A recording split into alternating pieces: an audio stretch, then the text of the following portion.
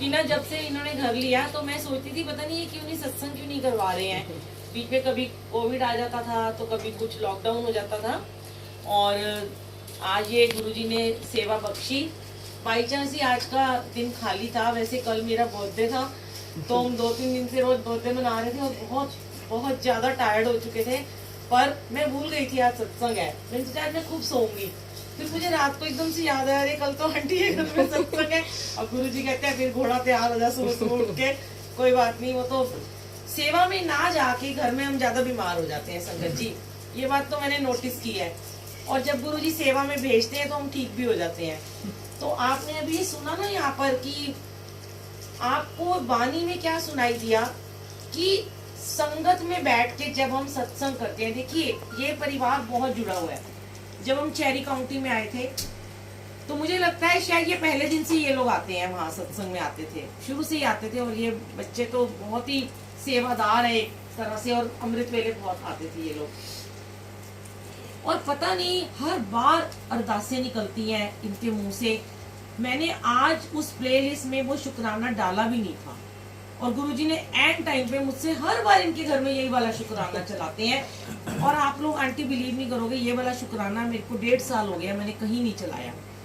पता नहीं आपके घर में ही क्यों चलता है, जिसमें होता है कि बेटी को मेहंदी लगती है, बेटे का सेहरा सज गया, तो उनको पता है ना उनको जल्दी करना है। और देखिए ये भी बात है कि ये जो कोई नहीं रहा, जो भी चीजों में वक्त लगता है ना आंटी, ये सत्संग गुरुजी क्यों करवा रहे हैं हम लोग समझ नहीं पाते हैं। हमें लगता है हमारे काम क्यों नहीं हो रहे, हम तो गुरुजी को इतना ज्यादा मानते हैं, हम गुरुजी की इतनी भक्ति करते हैं, हम इतनी पूजा पाठ करते हैं, इतना सिमरन करते हैं हम, फिर भी हमारे काम क्यों नहीं पूरे हो रहे हैं, फिर भी हमें देरी क्यों लग रही है। तो कहते हैं ना तेरे भाने सर्वदा भला, तेरी रजा में राजी रहना। उन्हें पता है कई बारी वो चीजों को ठीक करते हैं पहले। गुरुजी जो है ना वो आपकी पहले प्रॉब्लम्स को, जैसे अब बच्चे ने बोला कि घर दिया हमें, पहले घर नहीं था, वो स्ट्रगल कर रहे हैं, घर के लिए कर रहे हैं, पेरेंट्स के लिए कर रहे हैं, अब वो सेट हो गए हैं। और मैं तो ये बात मानती हूँ सेलिब्रिटीज की शादी ना लेट ही होती है हमेशा। आपने जितने सेलिब्रिटी देखे होंगे ना उनकी शादियां देर से ही होती हैं। अच्छा। और बड़ी अच्छी होती हैं। तो ये सेलिब्रिटी है आपके घर परिवार के बच्चे सारे, और जब अभी इनकी शादी होगी आप देखना दुनिया देखेगी, एक से एक खूबसूरत लड़की आनी है और एक सुंदर सा आपका जवाई आना है। पर कभी भी ना गुरु से, वैसे तो मैंने देखा आंटी अब शिकायत नहीं करती, पहले करती होती थी, शुरू में आती थी, बहुत रोती थी, बहुत शिकायतें करती थी, पर अब इनको गुरुजी ने ऐसा बना दिया है कि अब ये शिकायत, जब आपने शिकायतें करनी संगत जी छोड़ दी तो गुरु आपके काम बनाने शुरू कर देते हैं। ये आपके खुद के एक्सपीरियंसेस होंगे। जब तक आप शिकायतें करते थे तब तक हम भटक रहे थे। आपने सुना जे तू ना फड़दा साडी बां असा रुल जाना सी, सानू किधरे ना मिलदी थां असा रुल जाना सी, कई जन्म होए बर्बाद ना रस्ता मिलिया है, तेरी कृपा होई ते जिंदगी दा फुल खिलिया है। क्योंकि जब हमने अपने आप को फुल सरेंडर कर दिया, हमने उनसे मांगा भी नहीं, और हमने सोचा कि अब जो होगा तू देख ले भैया, हमने गुरुजी आपके ऊपर ही सब कुछ छोड़ दिया, अपने जीवन की दौड़। सरेंडर इसी को कहते हैं, फुल सरेंडर। जब हम अपनी मनमानियां करते हैं, मुझे पता है बहुत बारी मैंने इन आंटी को जानती हूँ, जो भी मिलता था ये उसको कहती थी मेरी बेटी के लिए लड़का बता दो, मेरे बेटे के लिए लड़की बता दो, और वो चीज जब तक ये करती रही तब तक सब खराब ही होता रहा। आज जब इन्होंने वो छोड़ा तो इनको इतना सुंदर महल जैसा घर भी दे दिया, स्वर्ग जैसा। और अब वो जो इंतजार की घड़ियां हैं वो खत्म होने वाली हैं। मैं ना कभी बहुत ज्यादा ध्यान नहीं देती क्या हो रहा है क्या नहीं हो रहा। बड़े लोग बोलते हैं गद्दी पे दर्शन हो रहे हैं या गुरुजी आए, हाँ जब बैलून फटता है संगत सत्संग के बीच में तो सब कहते हैं गुरुजी की आगमन होता है, बैलून फटता है। आज ये बिटिया यहाँ बैठी हुई थी, कितनी बारी ये इसके सिर पे ये फूल गिरे अपने आप, मैं देख रही थी इसके सिर पे गिर रहे थे। तो ये ब्लेसिंग दे रहे हैं गुरुजी, आशीर्वाद दे रहे हैं। मत सोचो, मैं तो कहती हूँ नहीं हो रहा ना काम तब भी मत सोचो, क्योंकि आपके बच्चे तो बहुत ही आंटी ब्लेस्ड हैं। वो कभी, मैं उनके चेहरे की सुंदरता धीरे धीरे बढ़ती ही चली जा रही है, उनके ऊपर उम्र का कोई फर्क ही नहीं बढ़ रहा, वो बड़ी खुश है वो। तो ये चीज अगर आपको गुरु ने बख्श दी है ना, समझ लो आपको सब कुछ मिल गया। ये शादी, ये ब्याह, ये बच्चे, ये कहते हैं ना शादियां तो सबकी हो जाती है, ऊपर से लिख के आती है। टाइम वो डिसाइड करते हैं। देर हो रही होती है चीजों में, वो उनका भाना, वो क्या जानते हैं। बच्चा नहीं हो रहा, बेबी नहीं हो रहा, किसी का शादी नहीं हो रही, हम लड़ते हैं, हाँ ये अभी कर दो, बस शादी हो गई अब बच्चा भी दे दो, अब बच्चा 20 साल का 22 साल का वो शादी कर दो, नौकरी दे दो, बहुत कुछ हम मांगते रहते हैं।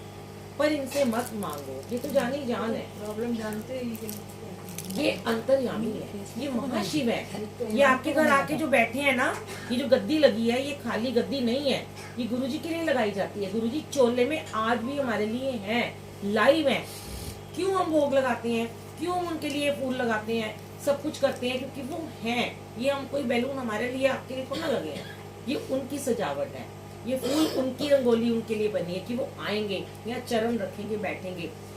जब आपने गुरु को अपने घर में बुला लिया तो आपको क्या जरूरत है। अब बच्चे होते हैं ना, माँ बाप के ऊपर छोटा सा जब बच्चा होता है तो वो हमेशा अपने पेरेंट्स का हाथ पकड़ के रखता है कि मेरे को, मैं कहीं छूट ना जाऊं। पर फिर भी वो पेरेंट्स कई बार उनका हाथ छूट जाता है।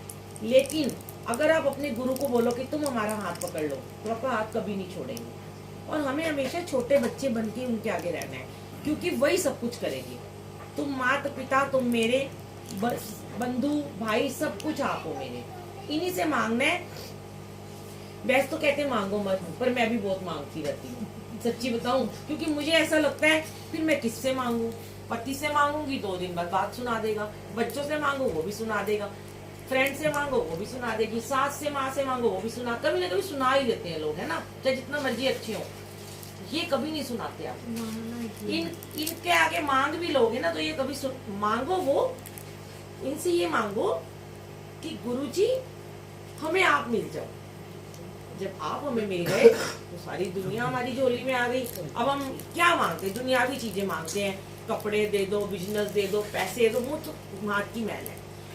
गुरु से गुरु को ही मांग लो, और जब गुरु आपके पास आ गया तो दुनिया के आपको सब नियामतें खुद ब खुद मिलनी शुरू हो जाएंगी संगत जी। और इनका जो आपने मंत्र जाप अभी सुना है, मेन सारी मंत्र जाप के अंदर है। जितना आपने अभी कीर्तन सुना, सत्संग सुना, आपको समझ में आया नहीं आया, बानी है वो, गुरबानी आपने सुनी है। हम क्यों कहते हैं सर को ढक लो, मैं तो बार बार शेयर करती हूँ, फिर भी लोग नहीं ढकते। क्योंकि जब हम बानी सुनते हैं, गुरुद्वारे में जाते हैं, गुरु जी ने गुरबानी को महत्व दिया है। आप किसी मंदिर गुरुद्वारे में जाते हो, सत्संग में कहीं भी जाते हो, सर ढकते हो ना। आपके घर में परमात्मा साक्षात आके बैठे हैं, तो सर ढकने में क्या बुराई है, खुद ढका करो, उस बानी का अदब करो। मैंने इसके ऊपर भी बहुत सारे सत्संग डाले हैं कि आज मैं फिर शेयर करती हूँ, यूट्यूब पे बहुत बार मैंने डाला है। सर जब हम ढकते हैं उसका एक तात्पर्य है, बहुत बड़ा उसका एक मीनिंग है कि जब हम गुरबानी को सुनते हैं और जिस जगह धरती पे बैठ के जब हम सुनते हैं तो धरती के अंदर से एक ऊर्जा निकलती है, और जो वो गुरबानी है वो यहाँ पे हमारे एक चक्र होता है, यहाँ से वो अंदर जाती है, यहाँ से, और यहाँ से पूरा का पूरा वो अंदर जाता है। अब वो हमारी बॉडी के अंदर जा रही है और नीचे धरती पे में ऊर्जा दे रही है। अब यहाँ से भी जा रही है और यहाँ से भी जा रही है। अगर हमने सर ढका है तो वो हमारी पूरी बॉडी के अंदर ही चलेगी, वरना वो या तो ऊपर से निकल जाएगी या कहीं और से निकल जाएगी। अब कई लोग बोलते हैं गुरुजी ने तो नहीं कहा सर ढक के बैठो। हाँ, मैं मानती हूँ गुरुजी ने ये बात गुरुजी ने कभी अपने मुंह से नहीं बोली, ना मैंने किसी रिकॉर्डिंग में सुनी कि सर मत ढको। ये सत्संग के लोग कहते हैं जो संगत के हैं कि मत ढको, लेकिन उन्होंने ये भी नहीं कहा कि क्यों नहीं ढकते हो या क्यों ढकते हो। अगर हम ढक के जाते हैं तो वो कभी नहीं कहते क्यों ढकते हो, वो खुश होते हैं। आप गुरुद्वारे में जाते हो, सर ढकते हो, वो खुश होते हैं ना। और दूसरी बात और इम्पोर्टेंट एक आपको बात बताती हूँ, गुरु परमात्मा, हम हमेशा पापी हैं, हम हमेशा गलतियां करते हैं, हम गलतियों के पुतले हैं, हम रोज गलतियां करते हैं, हम रोज नेगेटिव होते हैं और रोज वो हमें माफ करते हैं। हम ऐसे गलत गलत काम भी कर देते हैं जो हमें नहीं करने चाहिए। तो उससे कई बार क्या होता है, हमें शर्मिंदगी होती है, हमारी कई बार इज्जत भी खराब हो जाती है। मैं किसी और का नाम नहीं लेती, मैं तो अपने को उदाहरण देती हूँ, है ना। कभी किसी की इज्जत के ऊपर आंच आ जाती है तो आपकी लाज हमेशा परमात्मा बचाते हैं। आपने देखा गुरु ग्रंथ साहिब जी घर होते हैं, हमारे घर में भी है। हम गुरु ग्रंथ साहिब जी का प्रकाश करते हैं, फिर हम उसके ऊपर पलके लगाते हैं, फिर उस पर एक व्हाइट कपड़ा लगाते हैं, फिर उसके ऊपर चोला लगाते हैं।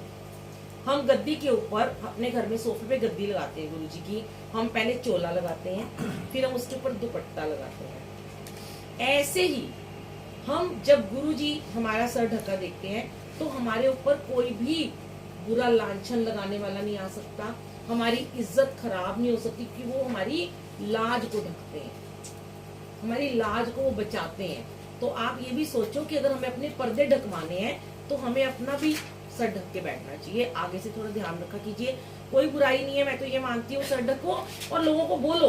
अगर जरूर नहीं कि हर जगह मैं ही होती हूँ, मेरी सेवा होती है, जहां भी आप जाते हो, सत्संग में जाते हो, एक बार दो बार जरूर बोल दिया करो कि सर ढक लो। बाकी कोई जिद करे तो उसे छोड़ दो, फिर मत बोलो, क्योंकि गुरु जी कहते हैं आर्ग्यूमेंट तो कभी करनी नहीं है ना, बहसबाजी नहीं हमने करनी है। दरबार में आए हैं, उसकी मर्जी है, उसके कर्म कटने हैं, वो आया अपने लिए आया, हमारे लिए नहीं आया। आपकी सेवा है, आपने कर दी, मेरी सेवा है, मैंने कर दी, पर अपनी सेवा पूरी किया करो। सेवादारों के लिए भी ये बात होती है, कई बार दरबार लगा लेते हैं, सब कुछ कर लेते हैं और फिर मिस मैनेज हो रहा होता है, वो भी गलत है। जब आपने सेवा ली है तो पूरी सेवा करो। आपने देखा कितने अच्छे सब बैठे हुए थे, कोई फोन नहीं यूज कर रहा, कोई बातें नहीं कर रहा। तो ये चीज गुरु जी को डिसिप्लिन बहुत ज्यादा पसंद है, उन्हें और कुछ नहीं चाहिए होता आपका। अब आप अपना इतना कीमती टाइम निकाल के आए हो और यहाँ आराम से बैठे हो, लिव लगाई है, जिसने आपको बुलाया वो भी ब्लेस हो रहा है, आपको भी ब्लेसिंग मिल रही है, कितना अच्छा लग रहा है। यही अगर आप कुछ बातें करते हुए कीर्तन मंडली में लोग करते हैं, चार ढोलक बजा रही है और पीछे गप्पे मारी जा रही है, फोन कर रहे हैं, कितना गंदा लगता है ना। तो गुरु जी को ये सब नहीं पसंद है। बस गुरु जी के थोड़े से डिसिप्लिन है और कोई नहीं है उनके। आप ये मान, तभी हमें छुड़वा दिए ना वो सारी चीजें।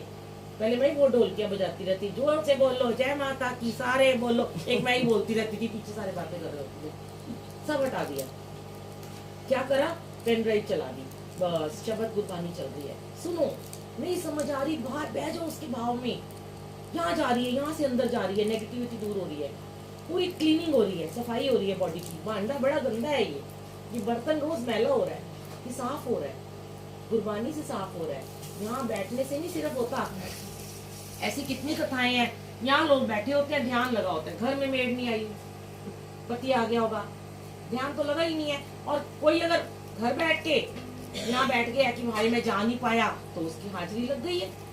तो जहां आप बैठे हो ना, वहां पे अपनी हाजिरी पूरी लगाया करो, अधूरी मत लगाया करो। जब पूरी हाजिरी लगाओगे, पूरे डिसिप्लिन में आओगे, तो पूरी ब्लेसिंग लेके जाओगे। वरना फिर क्या कहते हो, झोली हमारी खाली रह गई है, हम तो रोज सत्संग में जाते हैं, हम तो रोज कीर्तनों में जाते हैं, हमारी झोली क्यों नहीं भर रही है, हमारा कनेक्शन क्यों नहीं हो रहा, हमारी परमात्मा से डायरेक्ट टेलीपैथी क्यों नहीं हो रही। आंटी आपकी कैसे टेलीपैथी होती है, आपको कैसे गुरुजी जवाब देते हैं। तपाना पड़ता है इस शरीर को, बहुत तपाना पड़ता है। अमृत वेले उठते हैं, 4-4 बजे उठ के बिठाते हैं गुरुजी महाराज, तपना पड़ता है, शरीर को दुख देना पड़ता है, बहुत कष्ट देने पड़ते हैं, नींदें खराब करनी पड़ती हैं, तब जाके गुरु आके बात करता है आपसे। ये चीज करके देखो। जय गुरु जी, शुक्राना गुरु जी। आगे